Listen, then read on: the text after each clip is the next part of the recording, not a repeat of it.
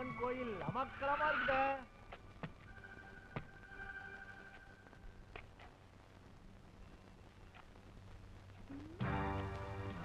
என்னது கோயில் வேலை இவ்வளவு மந்தமா நடந்துகிட்டு இருக்குது, நீங்க இதை கவனிக்கவே மாட்டீங்களா? ஆமா, நம்ம கை காசு போட்டு பணம் செலவு பண்றோம் பாரு.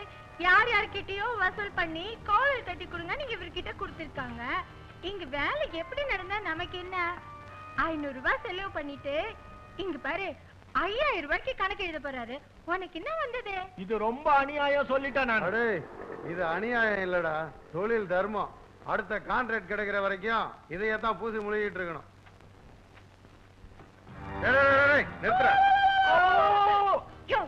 இப்ப உனக்கு என்ன புரிஞ்சது? நீ அடிச்சுக்கிட்ட, நீ அடிச்சுக்கிட்ட, நான் அடிச்சுக்கிட்டேன். நான் ஜாடரா இல்லையா?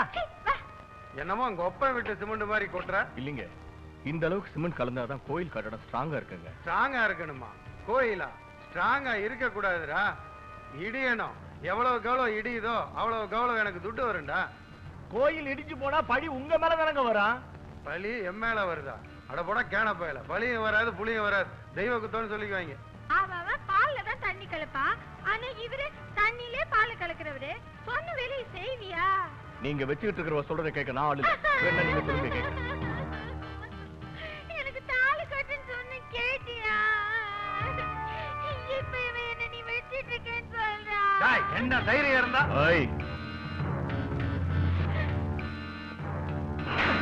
எனக்கு வேண்டாங்க, எனக்கு ரோஷம் இருக்க கூடாதுங்க.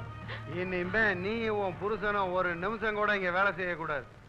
அடுத்த காலி பண்ணுங்க. அவருக்கா நான் உன் காலில் விழுந்து மன்னிப்பு கேட்டுக்கிறேன்னா? அண்ணாண்ணா இவனை பக்கத்துல வச்சுக்கிட்டு அண்ணங்கிறியா? அந்த உறவெல்லாம் எனக்கே செத்து போச்சு. நடைய கட்டுங்க. வாடி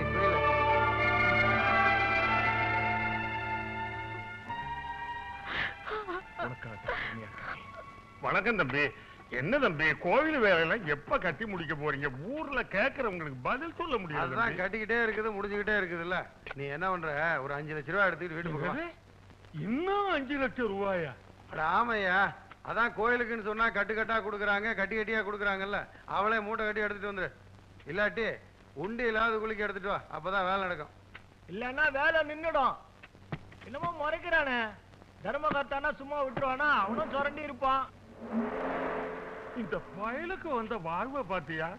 ரோட்ல மோளம் கொட்டுறவன், கூத்தாடுறவன், இந்த பசங்களையெல்லாம் சேர்த்து வச்சுக்கிட்டு கூத்தடிச்சுக்கிட்டு தெரியறான். இவனை நம்பி நான் கான்ட்ராக்ட கொடுத்தறேன். என் கழுத்துல நானே சுருக்க மாட்டேன்.